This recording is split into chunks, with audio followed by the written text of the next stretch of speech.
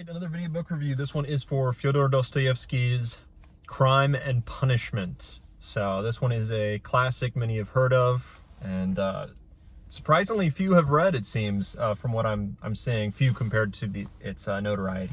But anyways, what did I think? It's a surprise, really. You can see from, I guess, the comment on the little tagline on the what is it called? I don't even know, the picture that you clicked on right on YouTube.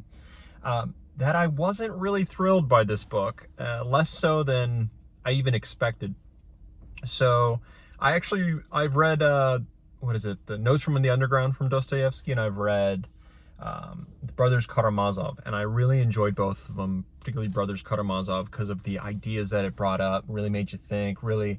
I like the interplay between the brothers, the crime that occurred. Like, that was very interesting. Even the tangents that book went on, which I, thought were a little bit much, the tangents that they went on, at least were a little bit kind of interesting, but we didn't spend too long on them. This book, Crime and Punishment, I really did not like. Not that I thought it was okay, I did not like this book. Did not like it, like, even a little bit. So I thought that the main story went on longer than, like, it just went on longer than it had the meat for, like, way too long. You had an interesting character with Raskolnikov, but just to break down, he was a man who is now trying to figure out, I guess, his place in the world a little bit, because he has a view of himself. He commits a crime, with that view of himself. That now view is flipped on its head. That crime destroys him mentally, and you see the rest of the book him kind of going through a mental collapse as he struggles with the crime itself and struggles with his worldview of himself, and his pride now just collapsing under the strain of reality and what he sees. And that is what's going on, and that could be interesting. I thought it'd be an interesting book if it was half as long and we didn't then jump to all these side characters, which were, golly, we spent way too much time with. Like, there were, and you see this happened throughout the book, where we just spend all this superfluous time with so many other characters, and the speeches and the scenes just went on forever, when even if we have that scene, it could have been, a quarter of that length without all this meaningless talking. And it's not like, oh, I missed the point. It's, oh, I got the point, but we're going to repeat it over and over. And the same thing happened with Raskolnikov, where I get what he's going through, and it just continually repeats this fever that he's in, and he's constantly, like, meeting people and just walking through St. P and experiencing the same things over and over and over again. And I get it. I completely get it, and I don't need it, and I did not need that, all of it. I did not need all these side characters and all these times with, this kind of side family it is kind of important, where you have Marmeladov and you have Sofia and you have that family. And Sofia herself, very important to the story. Could have spent more time with her instead of the ailing mother and the family there, and even Marmeladov there. And all of the speaking and it seemed like he was being paid, Dostoevsky was being paid for the amount of words that he was putting down, because they just wouldn't stop talking. They wouldn't, and it wasn't useful. It wasn't even eloquent. Like, I guess I read the most popular translation of it. I forget who translated, but if you go for the most popular translation, and actually the best translation, as I looked up what is considered the best translation, that's who I went with. And the writing itself wasn't something like that I was entranced by. I think Brothers Karamazov was better paced, better writing, all of it, right?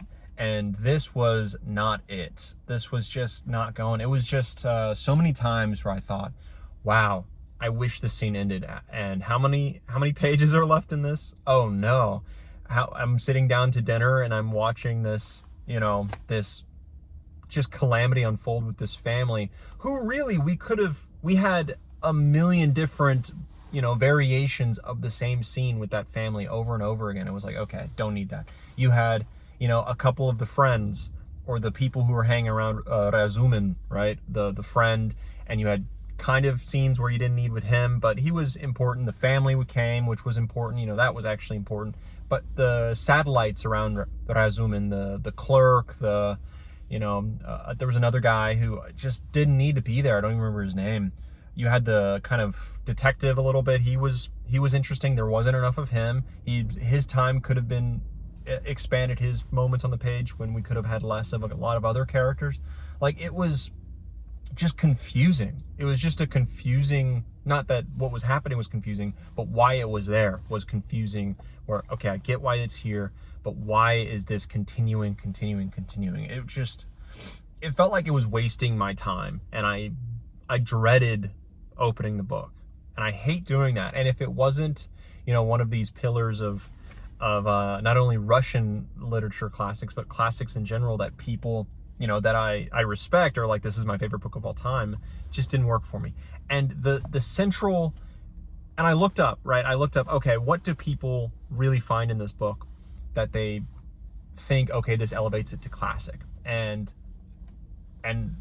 they said it was this moral, this moral battle that Raskolnikov was going through in the book. And it was very stated, it was very easy to see this moral battle. And the moral battle was, okay, he sees himself, or he sees great men, great people, as being a little bit above moral law, or at least, and they can, let's say, commit a moral crime, or a crime in general, if it gets them to the next step of them being a great person, or gets them to get to those great deeds. Let's say Napoleon was the one that was shown that was huge.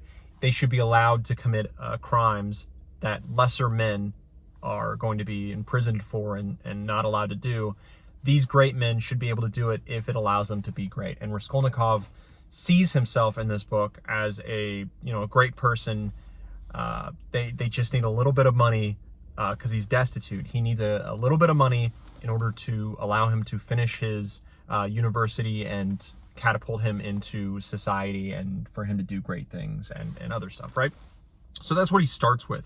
And so he's like, okay, I'm going to go into this crime. I won't talk about the crime or anything, but he goes into this crime he sees himself a logical brain. I'm going to go do this, and he does it.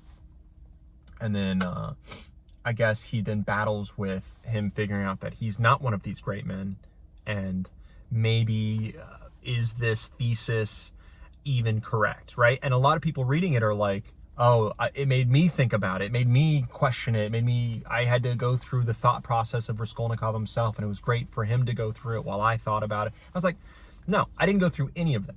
Like, I knew from the start my own view on it. None of the and that wasn't because I have an opinion and I'll never change, right? It's more like I've read books, and I've gone through life, and I've had those thoughts, not exact thoughts myself, but I've been presented with these arguments and formulated my own opinion over life. Maybe it'll change in the future, but the big one is, the question kind of was answered to me already through Lord of the Rings, the Fellowship of the Ring, right? Which I read recently, actually, before this. Might not have helped. But that you see in the movie, more people have watched the movie, I think.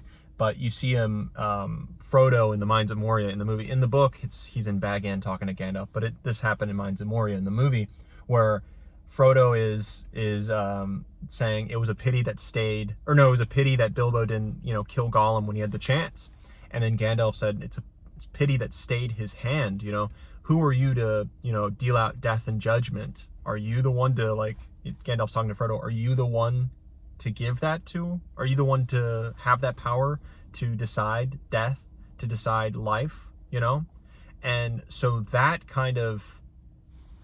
moment, that, beautiful moment that really made Frodo, sit back, and made the reader, me, sit back, and me, when I'm watching Lord of the Rings as a kid, really, whoa, blow my mind and really think about it. And I've thought, and I've had that scene in my mind just over and over in life, not while I'm, deciding whether to kill someone, but, you come across, political things in life, and you think, do we have that? Do we as a people, as a government or whatever, have that, right to do this? And that moral fight has happened a million times, as it has for a lot of people. And then I always go back to that scene, and that scene, I think, that small scene did this question a million times better, answered it a million times better, made me think more than this book ever would. And I don't know if it was just done better, which I think it was, or if that battle and the answer has already come to me now through that, why that made the book maybe not hit as hard. But I think it was just done so much better, so much more succinctly. There was so much more fluff in this book. It just wasn't there for me. Just everything combined made me not want to read this, continue the book, but I did finish it. The ending was, I thought it picked up in the last 5%, but that ending I think was good, and it's how it should have ended. But I mean, getting there was just such a struggle, and I hated it. I really hated most everything about the book in a lot of ways, just because it stole my time. It took me, I think, because I've got a lot of other stuff going on, I can't read as fast or as much anymore. So it took like a week and a half of my time to read this book, and I can't get that back. And I guess I've ticked that box off, where I can say, oh, I've read it, but I'm putting this in the past, and I don't think I'll ever revisit it. Yeah, I think I've said enough now. I fear I will continue in the vein of this book and just continue rambling, if not, because I've got so many emotions tied up in this book of distaste. So anyways, I'm gonna give this book I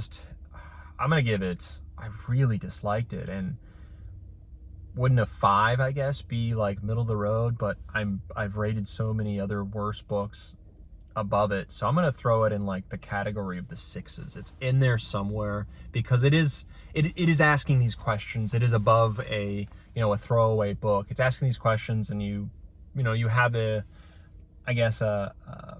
not a generic set of characters or a generic struggle that's going on, so that might be interesting to some, but it's got to be like a 6.5 or somewhere 6.0. I really want to make it less than that because of my hate for it, but I think it does have some merit in some ways. But I'm gonna give it a 6.5. I don't even want to think about this book anymore. Throw it behind me. I want to continue reading better things. All right, but you might hate me for it. I'm sorry for those who love this book, but it really did not work for me. Anyways, on the next book.